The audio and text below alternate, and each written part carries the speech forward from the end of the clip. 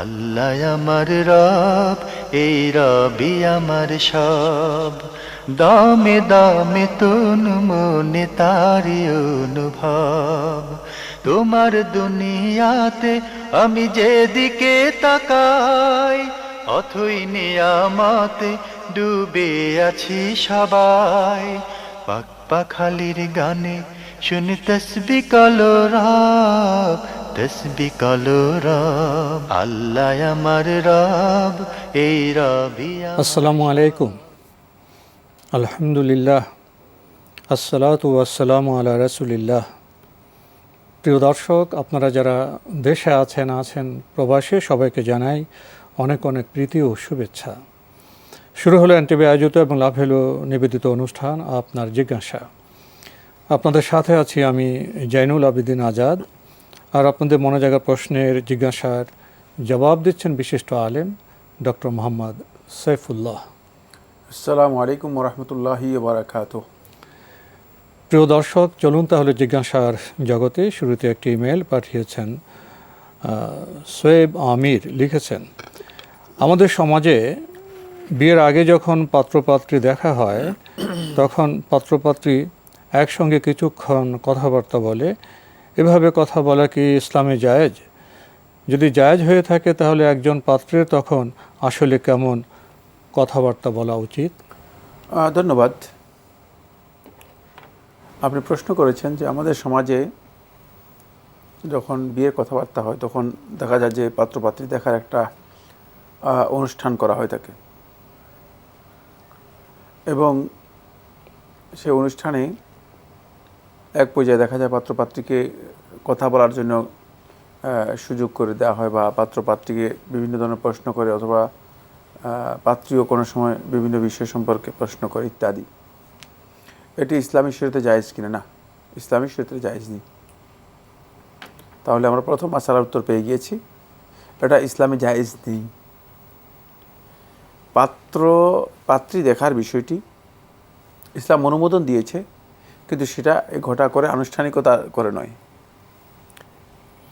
জাবের ইবনে আবদুল্লাহ রাদিয়াল্লাহু আনহু বর্ণিত হাদিসের মধ্যে স্পষ্ট করে এসেছে যে রাসূলুল্লাহ সাল্লাল্লাহু আলাইহি ওয়াসাল্লাম বলেছেন যে যদি কারো পক্ষে সুযোগ হয়, মানে সেজন্য দেখে, সেজন্য পাত্রী দেখে, এই জন্য দেখবে যাতে করে বিয়ে করার জন্য আগ্রহ তৈরি হয় আরও বেশি, এই কারণে দেখার অনুমোদন দেওয়া হয়েছে।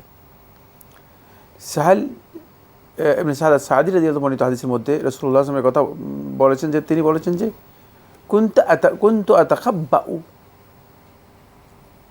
আমি নিজে গোপনে লুকিয়ে থাকতাম যাতে করে আমি দেখতে পারি কি না। তো এখান থেকে বোঝা যাচ্ছে যে এটা শুধুমাত্র দেখার অনুমোদন দেওয়া হয়েছে যার মাধ্যমে বিয়ের জন্য একটা আকর্ষণ তৈরি হয়, এবং এই অনুমোদনটুকু ঘটা করে দেখানো, কথাবার্তা বলা ইত্যাদির জন্য নয়।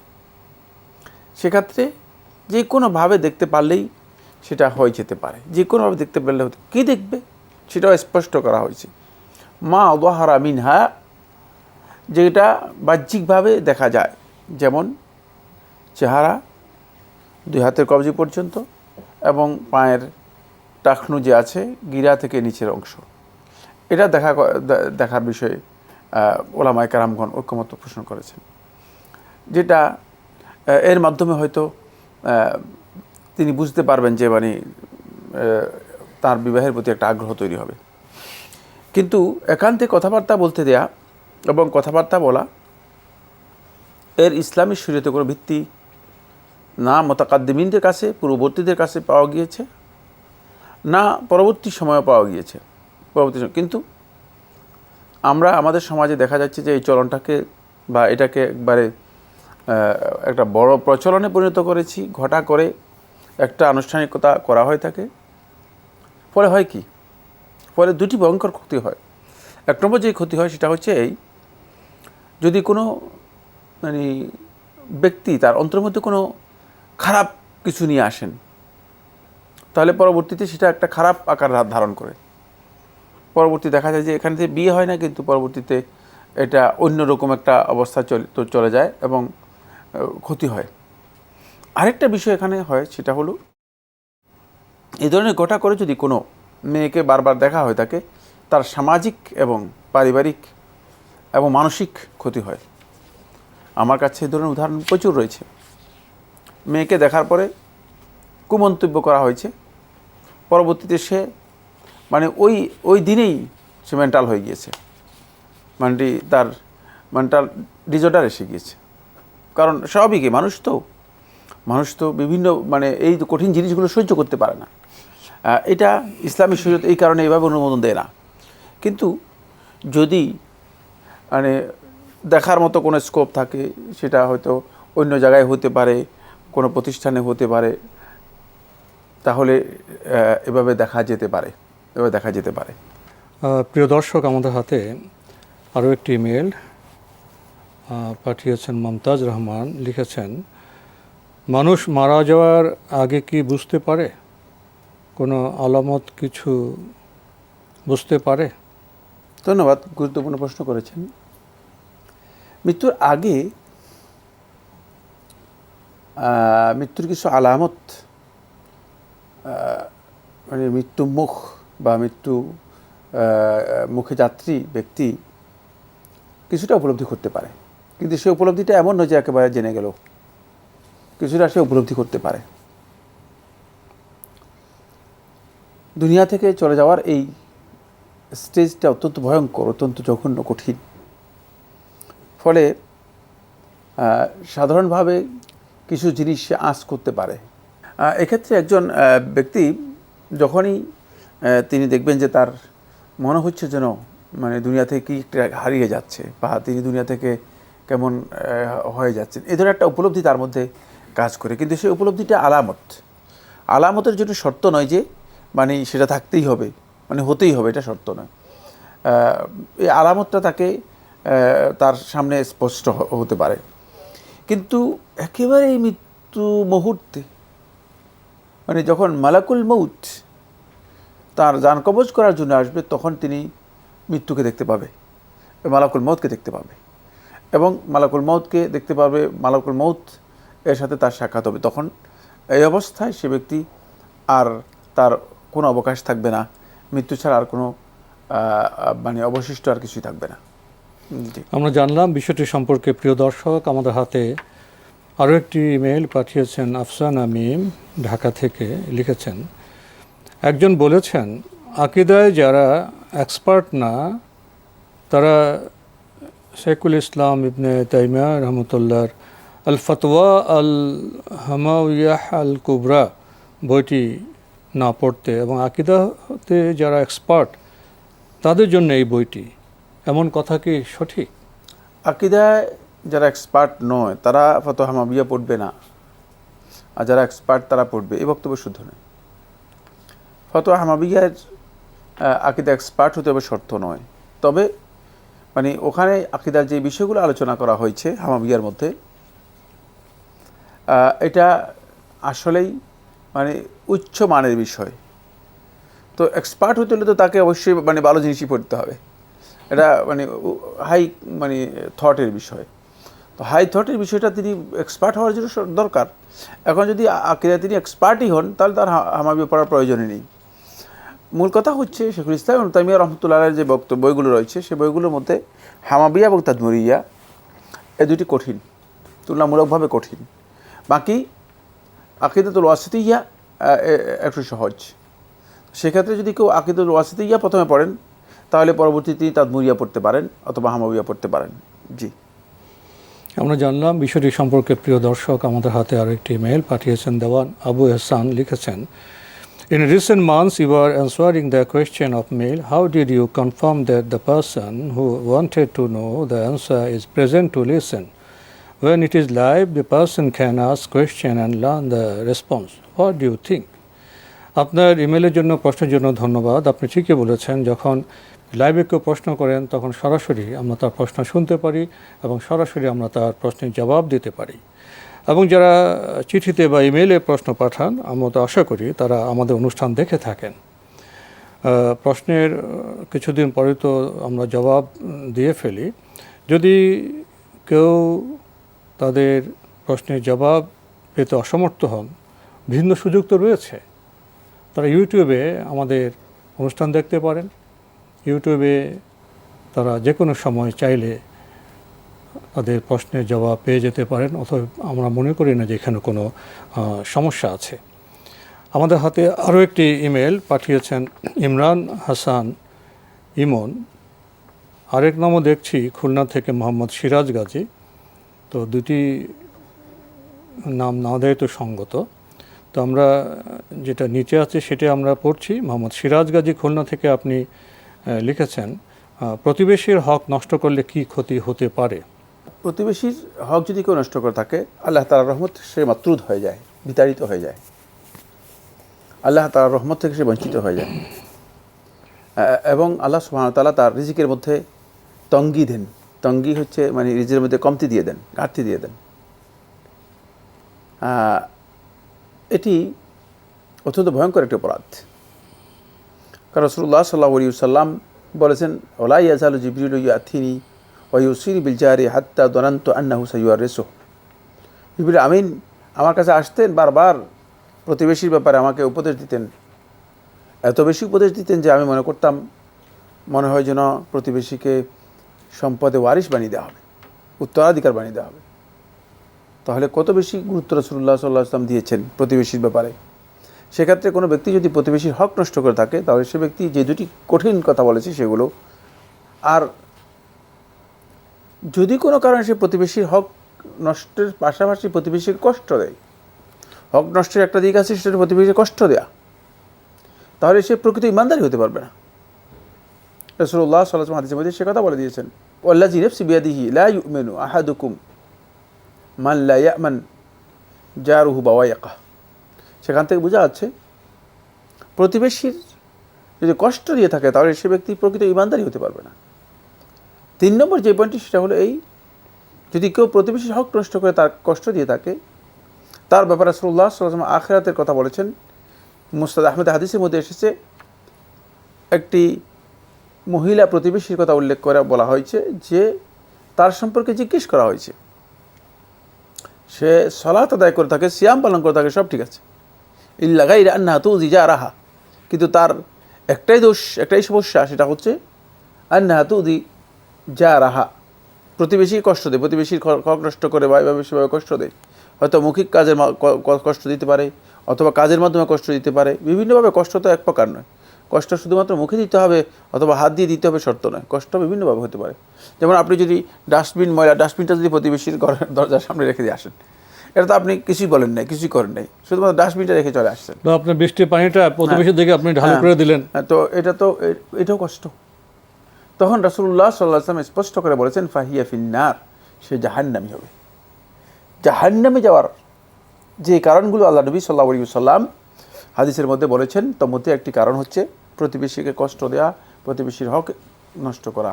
সুতরাং এটি ভয়ঙ্কর বিষয়, সতর্কতা অবলম্বন করা প্রত্যেকটি ব্যক্তির জন্য ওয়াজিব।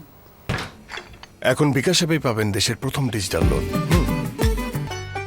আমাদের হাতে একটি ইমেল পাঠিয়েছেন রিফা তামান্না রোজা। লিখেছেন, আমি ব্যবসায়িক প্রয়োজনে নিরুপায় হয়ে সুদে টাকা ঋণ নিয়ে ব্যবসায় বিনিয়োগ করি, অথচ আমাদের শ্বশুরবাড়ির লোকজন সবাই কোটি কোটি টাকার মালিক, কিন্তু তারা জেনেও না জানার ভান করে থাকে। নিরুপায় হয়ে জীবন ধারণের জন্য সুদের টাকা ঋণ নিয়ে ব্যবসায় বিনিয়োগ করি, যা এখন আমার জন্য বিস্ফোরা হয়ে দাঁড়িয়েছে। ব্যবসা ধ্বংস হয়ে যায়, আমি অনেক দোয়া দরুদ পাঠ করেও কোনো ফল পাচ্ছি না। ইফতারের সময় তাহাজ্জুদ নামাজ আদায় করে দোয়া করি যেন আল্লাহ পাক আমাকে সুদ থেকে বের হয়ে আসতে সাহায্য করেন। বর্তমানে আমি আমার শেষ সম্বল থাকার ফ্ল্যাটটা বিক্রি করে দিতে সুদের টাকা পরিশোধ করতে চেষ্টা করেও ব্যর্থ হয়েছি। এখন আমি কি করব? আপনি আল্লাহ তাআলার কাছে বেশি বেশি করে তওবা করুন, তওবা করে আল্লাহ সুবহানাহু ওয়া তাআলার কাছে কান্নাকাটি করুন। আল্লাহ সুবহানাহু ওয়া তাআলা যেন আপনার জন্য একটা পথ খুলে দেন, কারণ আপনি যে পথে অগ্রসর হয়েছেন সে পথে দোয়া কবুল হয় না। হারামের দিকে চলে গিয়েছেন, সুদ নিয়ে আপনি ব্যবসা করছেন, সুতরাং প্রশ্ন নিয়ে আসেন, আপনার তো এমনিতে দোয়া কবুল হবে না। আপনি দোয়া করলেও কোনো দোয়া নয়, ইবাদত তো কিছুই কবুল হবে না। সুতরাং এই জায়গায় আপনার বড় ধরনের সমস্যা। এখন আপনি সুদমুক্ত হওয়ার জন্য চেষ্টা করুন। তারপরে প্রয়োজনে নিজের সামর্থ্য অনুযায়ী যা আছে সম্পদ সবগুলো বিক্রি করে দিয়ে হলেও আপনি সুদ থেকে নিজেকে রক্ষা করার জন্য চেষ্টা করুন। সুদ থেকে প্রথমে সুদ থেকে বেরিয়ে আসুন, তারপর আল্লাহ রাব্বুল আলামিনের কাছে বেশি বেশি দরখাস্ত করেন, অবশ্যই আল্লাহ সুবহানাহু ওয়া তাআলা সাহায্য করবেন। কিন্তু আপনি যেই পদ্ধতিতে অংশগ্রহণ করেছেন সে পদ্ধতিটা ভুল ছিল। আপনি সুদের মাধ্যমে বড়লোক হওয়ার জন্য চেষ্টা করেছেন, কিন্তু জানা কথা সুদের মাধ্যমে বড়লোক হওয়া যায় না। সুদ মানুষের সম্পদ বৃদ্ধি করে, কিন্তু সেই সম্পদের মধ্যে মানে প্রকৃত প্রাচুর্য থাকে না। আমরা জানলাম বিষয়টি সম্পর্কে। প্রিয় দর্শক, আমাদের হাতে আরও একটি ইমেল পাঠিয়েছেন মোহাম্মদ আব্দুল মতিন। লিখেছেন, ঈদে মিলাদুন্নবী পালন করা কতটুকু জায়েজ? ধন্যবাদ আপনাকে। ঈদ মিলাদুন্নবী নামে কোনো ঈদ নেই। মুসলমানদের ঈদ হচ্ছে দুটি, ঈদুল ফিতর, ঈদুল আযহা। এবং 1400 বছর পর্যন্ত মুসলিম উম্মার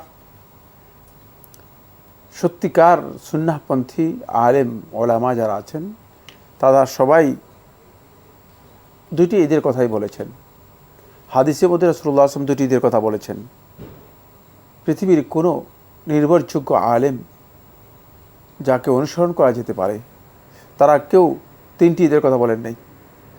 যে ঈদের আরেকটা ঈদ হচ্ছে ঈদ মিলাদুন্নবী, কিন্তু রাসূলুল্লাহ সাল্লাল্লাহু আলাইহি ওয়াসাল্লাম হাদিসের মধ্যে একটা ঈদকে ঘোষণাও দিয়ে গেছেন যে ইন্নাল্লাহা জাআলা ইয়াওমাল জুমআতি ঈদান লিল মুসলিমিন, যে আল্লাহ সুবহানাহু ওয়া তাআলা জুমার দিনকে মুসলমানদের জন্য ঈদ হিসেবে ঘোষণা করেছেন।